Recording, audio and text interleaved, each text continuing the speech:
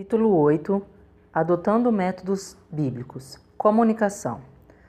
Os vendedores se cansam da comida de restaurante. Meu pai entendia isto, por isso, frequentemente trazia vendedores para jantar em casa. Em uma dessas noites, quando nós crianças hesitávamos em obedecer, papai lembrou-nos de nosso dever ao perguntar: o que diz Efésios 6:1?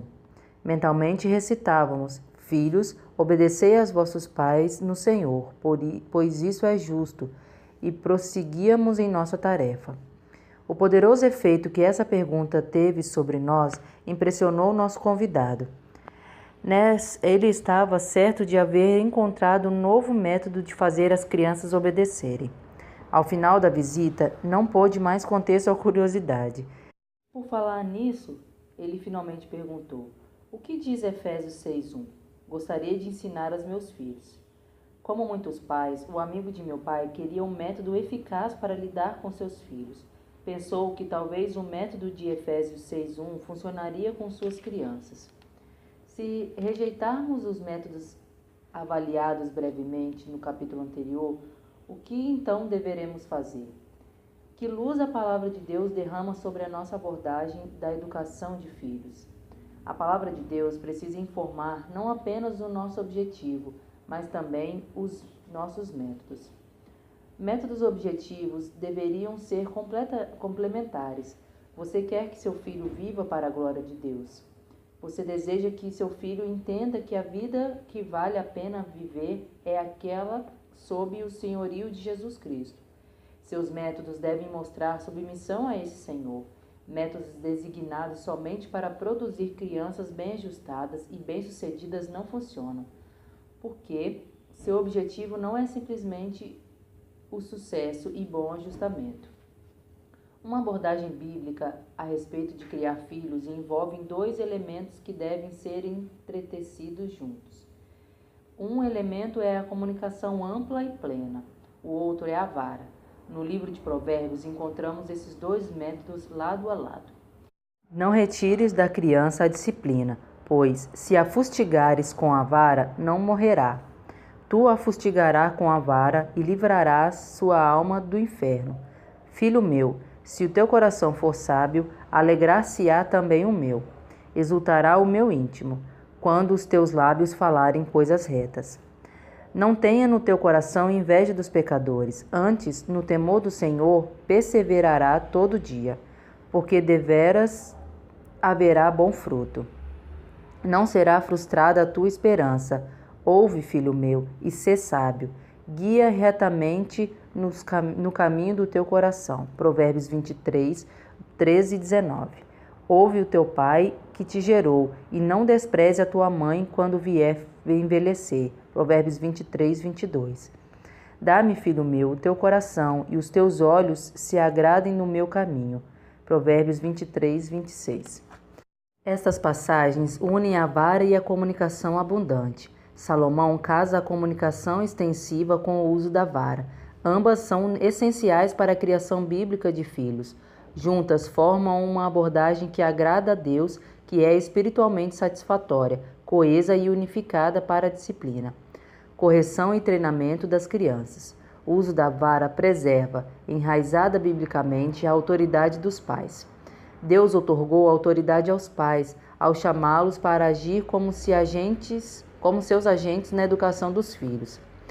A ênfase na comunicação abundante anula a disciplina fria e tirânica, fornece um contexto para a comunicação honesta. Contexto esse em que a criança pode ser conhecida e aprende a conhecer-se. Ela tende a tornar-se sensível, evitando o sentimento de mágoa e o melindre. A vara e a comunicação devem ser sempre entretecidas no verdadeiro pastoreio dos filhos. Para fins de estudo, vamos separá-las.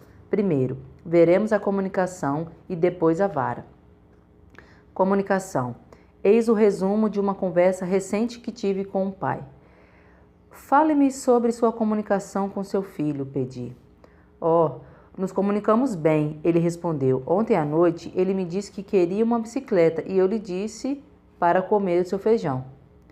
O comentário trouxe um sorriso em meus lábios. mas refleti sobre isso e percebi que era provavelmente uma descrição precisa da comunicação entre a maioria dos pais e seus filhos.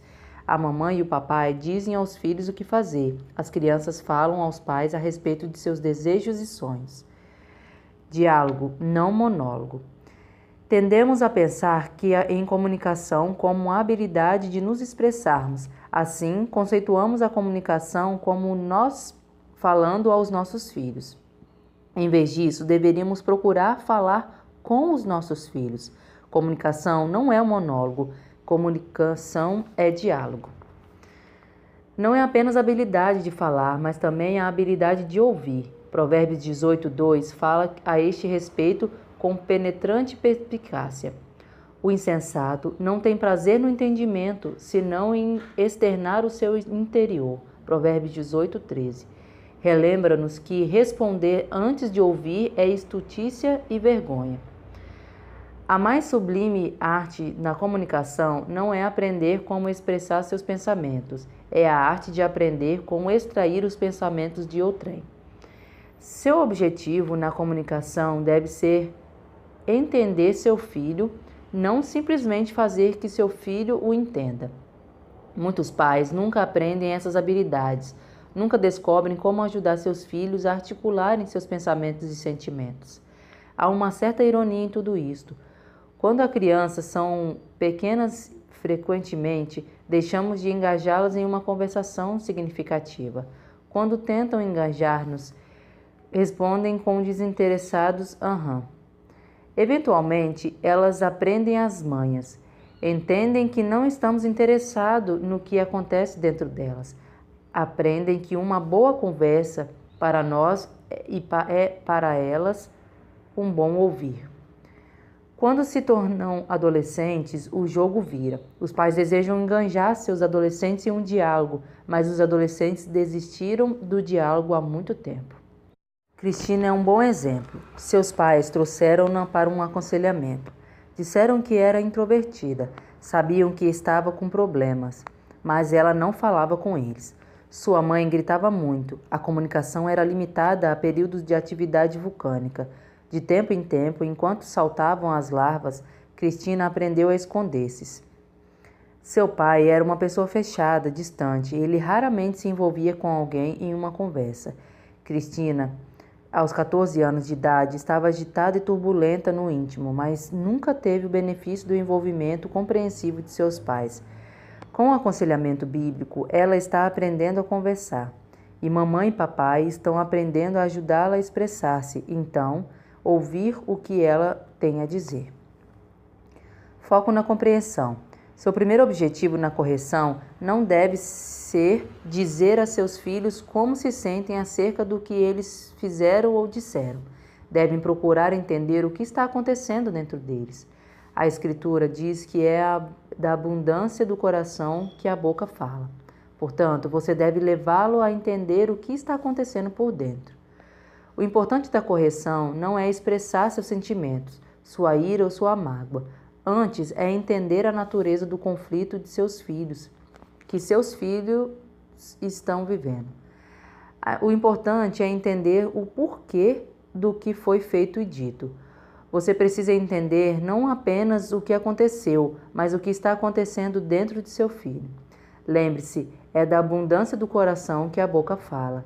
Suas perguntas ao corrigir são estas: qual é o conteúdo específico da abundância do seu coração nessa circunstância? Qual foi a tentação? Como ele reagiu a essa tentação? Se puder entender e ajudar seu filho a entender essas questões, você estará a caminho de entender o porquê do acontecimento. Você precisa ir além do comportamento e discernir o mundo interior de seu filho nessa situação. Embora nunca se possa entender as questões do coração, infalivelmente esta é uma investigação cujo esforço vale a pena. Imagine a cena. Seu filho está colocando os tênis novos. Você sabia ontem à tarde, quando os comprou, que o menino não estava realmente muito feliz com aqueles tênis, mas eram os que você podia comprar. Agora, enquanto se prepara para ir à escola, ele está chorando. Como lidar com a situação? Se o seu objetivo é fazer saber como você se sente, pode dizer-lhe algo assim: Olhe, sei que você não gosta dos tênis, mas era este que eu podia pagar. Não reaja como um bebê chorão. O que Paulo diria se lhe dissesse que você está chorando por causa de alguma coisa dessas? Afinal, os tênis vão ficar gastos e dentro de alguns dias ninguém vai saber como eram. Por que você se importa com aqueles garotos que vão pensar do seu tênis? Quem disse que eles são especialistas no assunto? Você deveria ser grato simplesmente por ter um par de tênis. Esses tênis que você não gosta custam mais do que o meu primeiro carro. Olhe, tenho que ir para o trabalho. Tenho coisas mais importantes com o que me preocupar do que com um par de tênis. Porém, se seu objetivo principal é entender os conflitos interiores de seu filho, poderia ter uma conversa assim. Você está chateado por causa dos tênis, não está? Estou. Percebi que você não tinha gostado deles quando compramos ontem à tarde. Você não quis me dizer, não é? É. O que você não gosta deles? Eles são estranhos. Eu não entendo o que você quer dizer. O Paulo disse que eles são feios. Quando foi que ele os viu? Nós só o compramos ontem à tarde. O Luiz comprou um par destes. E o Paulo disse que ele parecia um Duda. O que é um Duda? Ah, deixa pra lá. O que se parece com um Duda nesse tênis? Essa tira vermelha atrás. Eles não põem tiras vermelhas nos novos. Estes são sapatos do ano passado e por isso foram baratos. Ah, entendo. Você está com receio de que eles chamam de Duda, certo? É, isso dói mesmo, não é? É, isso me deixa com raiva. Não sei por que eles têm de se importar com os meus tênis, mas sei que eles vão me chamar de Duda. O que você está aprendendo? Seu filho está lutando com os sentimentos já experimentados por você. Há uma questão real lá fora, na classe do 3º ano primário. Ele está sofrendo a pressão de ser aprovado por seu colega. Essa circunstância está trazendo à tona as esperanças e os temores de seu coração. O objetivo de sua comunicação pode ser descrito em várias proposições simples. 1. O comportamento que você vê é uma reflexão do que existe no coração de seu filho. 2. Você deseja entender o conteúdo específico do coração dele. 3. As questões internas do coração são de maior valor do que as questões específicas do comportamento, visto que provocam o comportamento.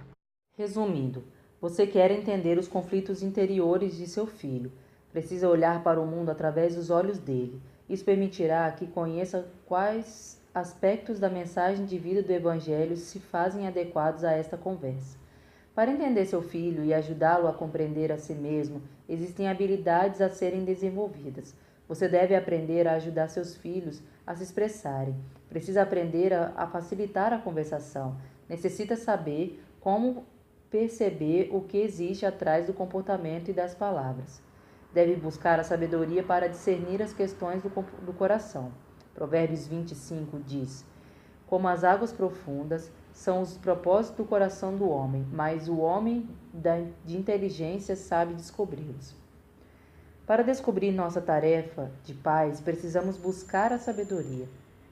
Essa é uma oportunidade maravilhosa para ser utilizada lado a lado aos nossos filhos. Quando você aprende sobre seus conflitos internos com o pecado, então está no caminho certo. Você, assim como eles, é um pecador. Portanto, pode usar seu conhecimento na natureza da tentação a fim de ajudá-los a entenderem suas próprias tentações. Em qual das conversas exemplificadas acima a criança será considerada compreendida? Em que conversa pode o Evangelho ser mais poderosamente apresentado? As respostas são óbvias. Isso implicará no desenvolvimento de habilidades em explorar o coração. A maioria dos pais já devem ter com seus filhos uma conversa semelhante a esta. Mamãe, por que você bateu na sua irmã? Júnior, pausando, olhando para o chão. Não sei, mamãe, exasperada. O que você quer dizer como não sei? Júnior, não sei. E assim vai. Se a mamãe é do tipo pavio curto, Será melhor para o Júnior começar a saber alguma coisa com urgência. Qual é o problema aqui? O Júnior está simplesmente se recusando a falar? Provavelmente não. Ele está simplesmente sendo questionado sobre o que não sabe responder. Ele não tem a profundidade de entendimento e de autorreflexão que o capacite a responder inteligentemente às perguntas de sua mãe. Ele precisa que as perguntas sejam formuladas de uma maneira diferente. O porquê que você, como forma de questionamento, não funciona com as crianças e, raramente, com os adultos. Sugiro algumas perguntas produtivas. 1. O que você estava sentindo quando bateu na sua irmã? 2. O que sua irmã tinha feito para deixá-lo com raiva? 3. Ajude-me a entender por que bater nela iria fazer as coisas melhorarem. Ou, talvez, como foi que a briga tornou-se pior depois que você bateu nela? 4. O que ela fez contra você? Não é necessário negar o fato de que seu filho também sofreu com o pecado de alguém. É óbvio que ele foi atingido pelo pecado do outro. Deixe que ele fale sobre isso. 5. De que outra maneira você poderia ter reagido? 6. Como você acha que sua reação mostrou a confiança em Deus com aquele que cuida de você? Cada resposta a essas perguntas pode abrir outros caminhos de investigação para entender o que estava por trás do comportamento do Júnior. Assim, existem perguntas diferentes de que se dirigem ao pecado da criança e que ajudam os pais a entender os conflitos espirituais do coração de seu filho em relação a Deus e às suas necessidades de graça e de redenção em Cristo. Insisto neste ponto. Você precisa esforçar-se para entender a natureza do conflito interno que foi expresso no comportamento, por exemplo, quando Júnior bateu em sua irmã. Enquanto a criança responde às perguntas, seu papel é ajudá-la a entender a si mesma e incentivá-las a falar com clareza e honestidade sobre seus conflitos internos com o pecado. Há 3 questões que você deve examinar juntamente com seu filho: a natureza da tentação, as possíveis reações de qualquer pessoa à tentação e as próprias reações dele à tentação. Neste processo, você está tanto acima quanto ao lado dele. Está acima porque Deus lhe chamou a exercer um papel de disciplina e correção.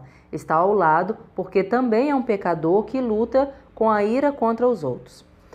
Pais tendem a assumir um ou outro lado. Alguns assumem tanta solidariedade com a criança em sua falha que deixam de corrigi-los. Como posso corrigi-los se tenho os mesmos sentimentos? Outros posicionam tão acima que são hipocritamente distanciados de seus filhos. Lembre-se de que você interage com seus filhos como agente de Deus. Portanto, tem o direito e a obrigação de censurar o mal.